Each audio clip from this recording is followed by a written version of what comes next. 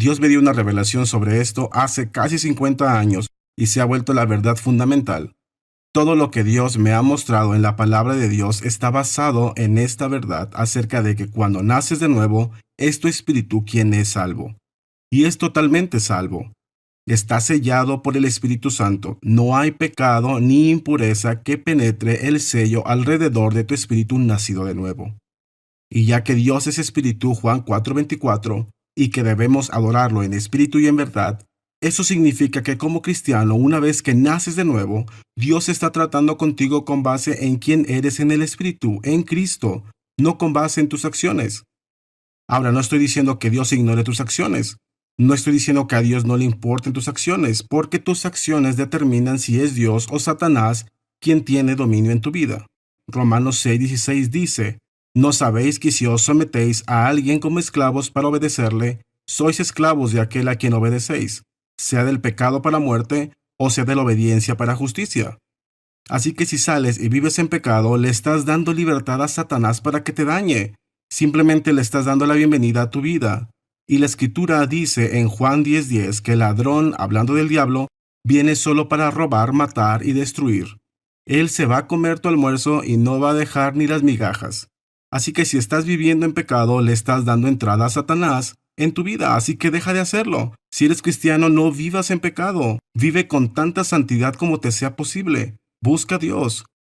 Haz las cosas correctas, pero es muy importante reconocer que la manera en que Dios te ve en el Espíritu, y en el Espíritu eres perdonado de todo pecado pasado, presente e incluso pecados que todavía no cometes. Sé que si esta es la primera vez que escuchas esto, algunos piensan que es lo más atrevido que han escuchado. Pasé toda la semana enseñando sobre eso. Si obtienes esta enseñanza, verás la explicación en Hebreos capítulo 9, 10 y 12.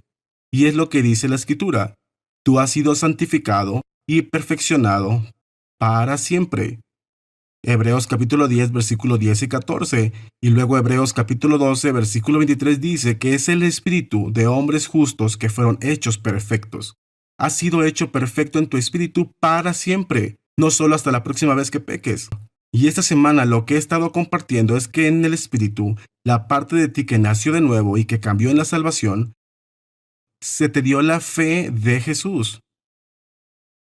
No solo fe en Jesús, no solo tu fe humana, la misma clase de fe en la que incluso incrédulos operan. Cuando se sientan en una silla o conducen por la calle o cuando vuelan en un avión, no una fe que está basada en algo físico que puedes ver, sino que se te dio una fe sobrenatural, la clase de fe de Dios. Como dice en Romanos capítulo 4, versículo 17, Él llama las cosas que no son como si fueran. En la salvación se te dio esta clase de fe sobrenatural de Dios.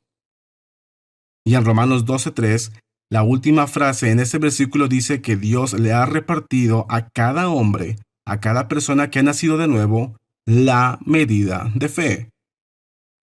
No una medida de fe. Sé que hay algunas traducciones que dicen eso, pero en la Reina Valera dice la medida de fe. Esto se transmite en Gálatas capítulo 2, donde habla acerca de que somos justificados por la fe del Hijo de Dios. No solo fe en el Hijo de Dios, sino que Dios literalmente te impartió su fe.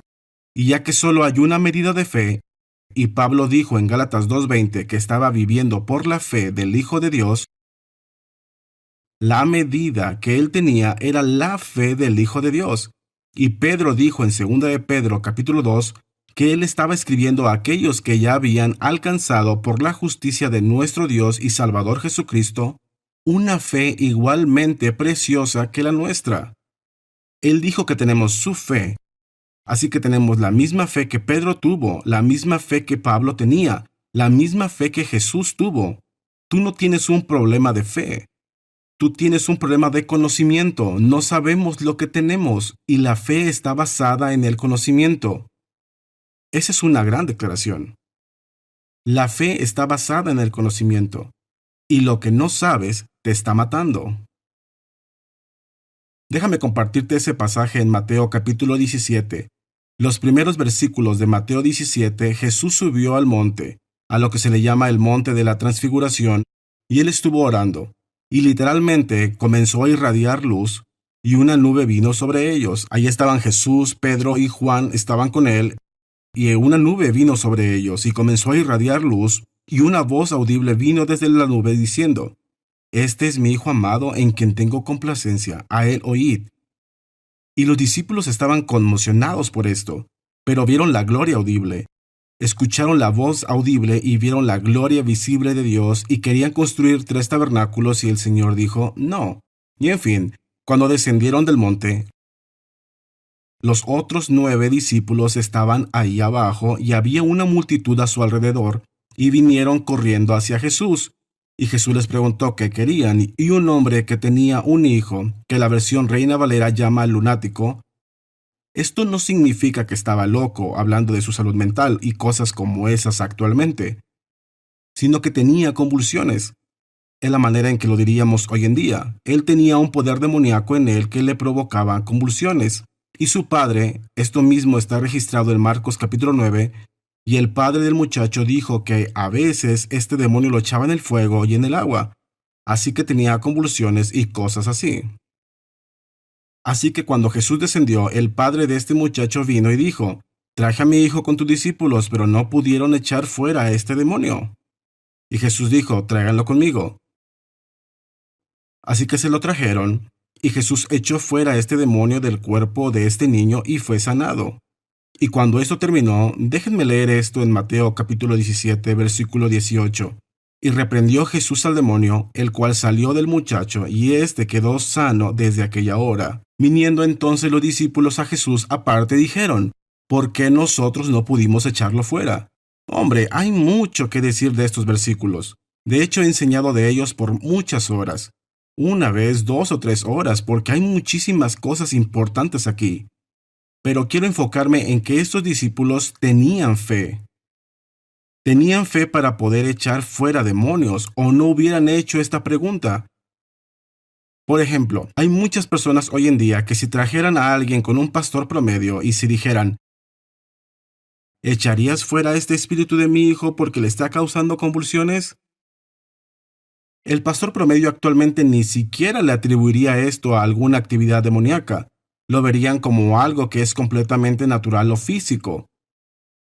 Buscarían una respuesta física para ello. No creen que haya cosas demoníacas detrás de esto, pero en la Biblia te aseguro que hay muchísimas cosas que fueron causadas por demonios.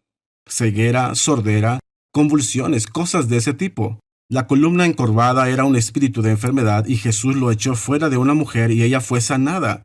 Así que, en fin, si le trajeras una persona que tuviera convulsiones a un pastor promedio, ni siquiera le atribuiría ninguna importancia espiritual, y por lo tanto la enviaría con los doctores en vez de enviarla con los pastores. Esto está equivocado en primer lugar, y Jesús estaba muy disgustado porque sus discípulos no pudieron hacer esto. Aquí en el versículo 16 y 17 Jesús los reprendió y dijo: Generación incrédula y perversa, ¿hasta cuándo he de estar con ustedes? No dijo: Amigos, lo siento, estaba arriba en el monte de la transfiguración, siendo transfigurado frente a mis discípulos, debí haber estado aquí, debí haberlos ayudado, no es su culpa, no se sientan mal al respecto. No, él dijo: son una generación perversa e incrédula. Él esperaba más de sus discípulos. Sabes, las cosas que estoy diciendo aquí no son populares, y la gran mayoría de los cristianos me reprendería y diría que no tengo compasión. Bien, entonces vas a tener que decir que Jesús no tenía compasión. Él le dijo a sus discípulos: déjenme leerles esto. Estas son las palabras exactas en el versículo 17. Respondiendo Jesús dijo: Oh generación incrédula y perversa, ¿hasta cuándo he de estar con vosotros? ¿Hasta cuándo os he de soportar? Traédmelo acá. Jesús quería que sus discípulos hicieran las mismas obras que él hacía. Juan capítulo 14, versículo 12. Él dijo: de cierto os digo, el que cree en mí, las obras que yo hago, él las hará también, y aún mayores hará, porque yo voy al Padre. Jesús no estaba satisfecho con la incapacidad de sus discípulos para suplir las necesidades de la gente.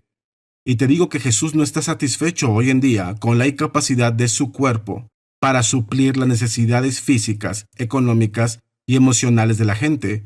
El mero hecho de que enviemos a todos con el psiquiatra y con el doctor y con el banquero en vez de que nosotros les ministremos la verdad como Él lo hizo, no le está agradando al Señor. Ahora, Dios es un Dios de gracia, es un Dios de amor. Si no estás haciendo estas cosas de acuerdo a lo que Él dice, te sigue amando, pero no está contento con ello. No es lo que quiere para nosotros, quiere que seamos capaces de suplir las necesidades de la gente. Una de las razones por la que nuestra sociedad se ha vuelto tan secular hoy en día y carece de una influencia santa que debería tener es porque la Iglesia no ha estado supliendo las necesidades físicas, económicas e emocionales de las personas. Los mandamos con el gobierno, los enviamos con los doctores, con los abogados, con los bancos, y la mayoría de la gente no ve la relevancia de Dios y de la Iglesia en la vida diaria.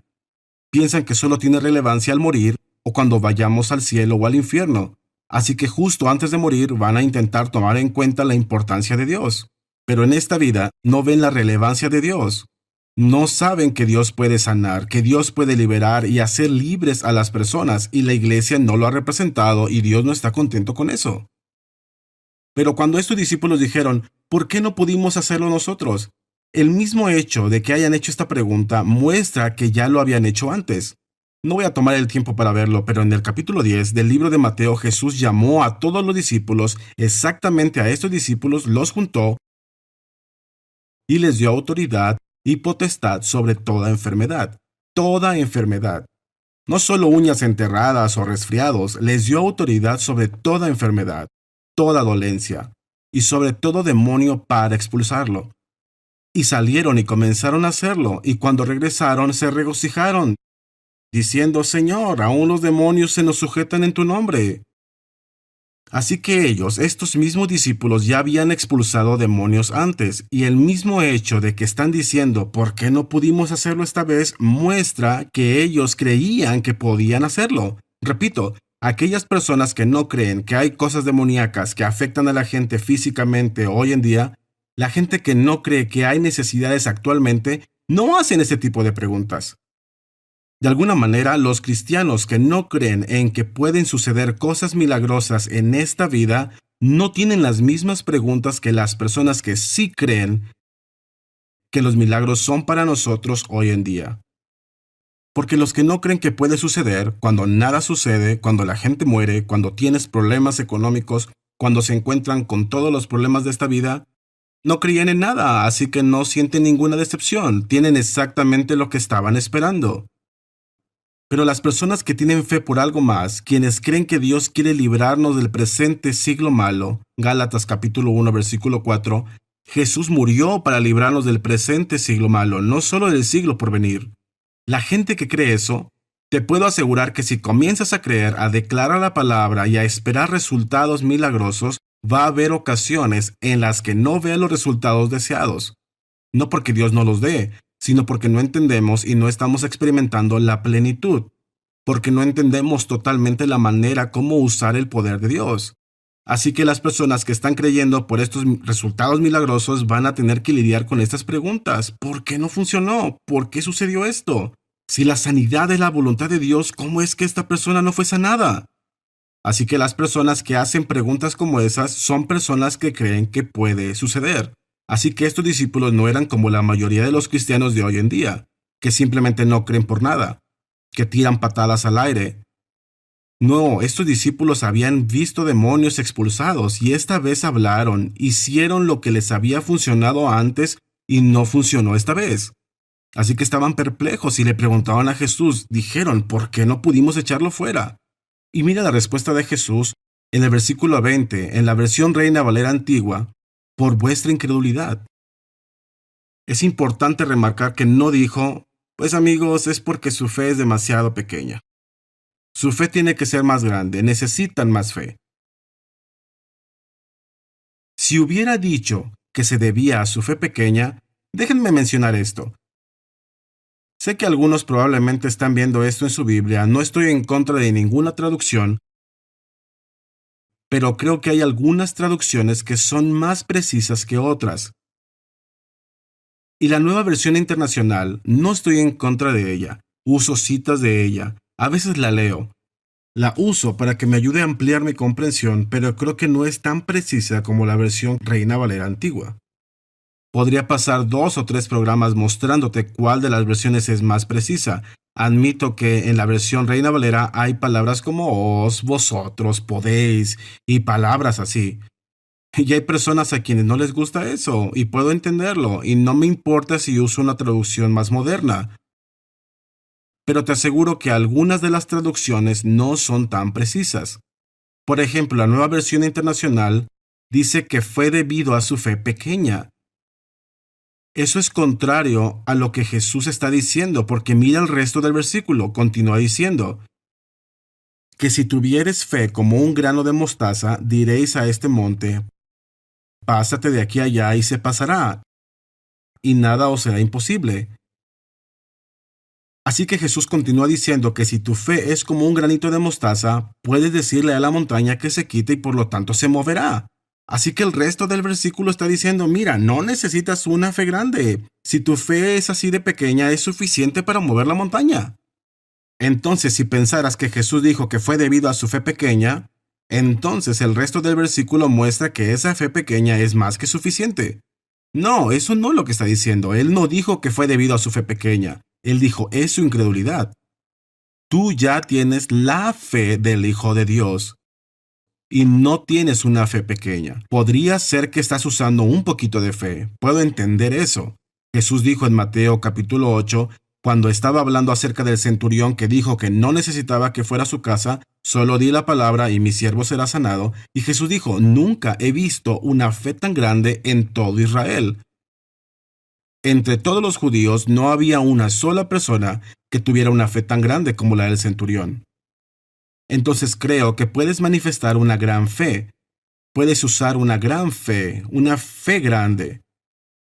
Pero la enseñanza que di los primeros 3 días de esta semana, si las vuelves a ver, se nos dio a todos la medida de fe.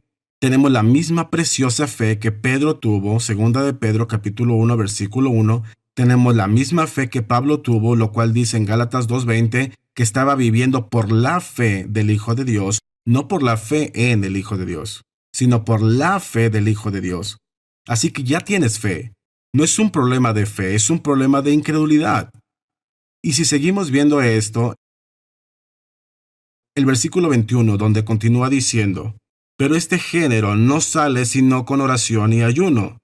El versículo 21 ni siquiera está en la Biblia Nueva Versión Internacional. Repito, no estoy en contra de la NBI, no estoy diciendo que solo leo la Reina Valera y que si lees otra versión eres del diablo. Estoy en desacuerdo con los que dicen eso.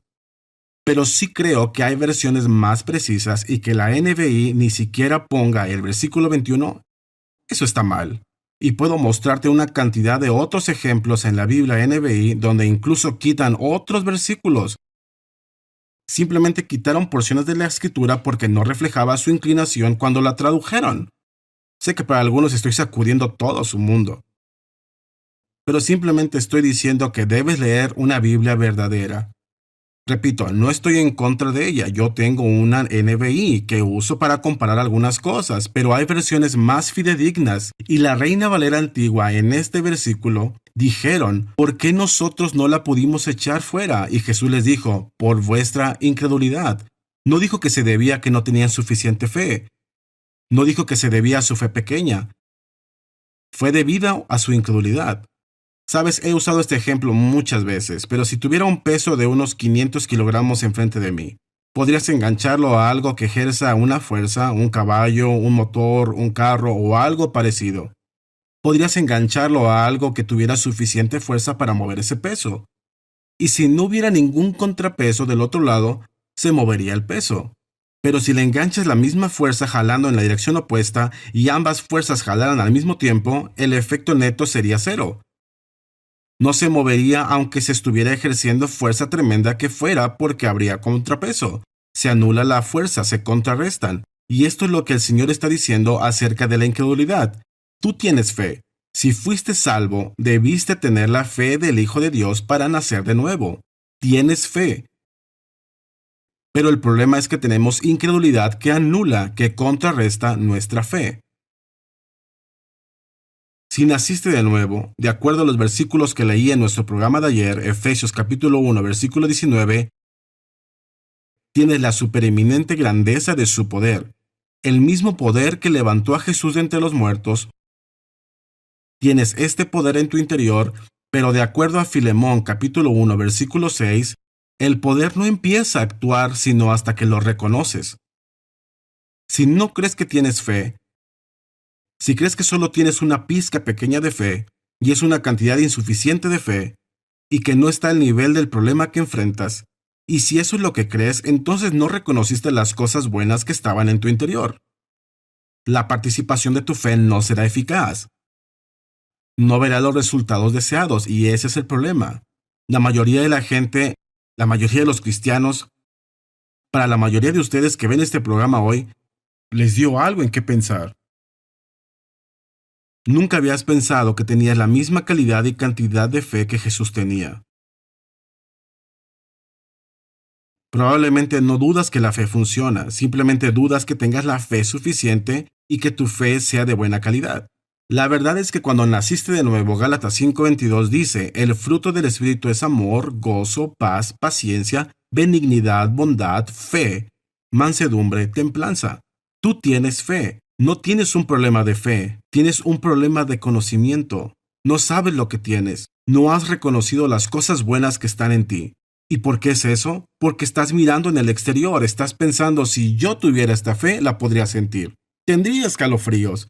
Podrías sentir algo que arde en mis manos, o intentarías percibirlo con tus emociones. No, esto es lo que voy a enseñar la próxima semana, que lo que es carne, carne es, y lo que es espíritu, espíritu es. No puedes tener acceso al ámbito espiritual y a quien eres en Cristo por medio de tu ámbito físico, carnal y emocional. Tienes que hacerlo conforme a lo que dice la palabra de Dios. Y la mayoría de la gente está tropezando con lo que ven, prueban, oyen, huelen y sienten porque no pueden discernir al Espíritu en una forma física.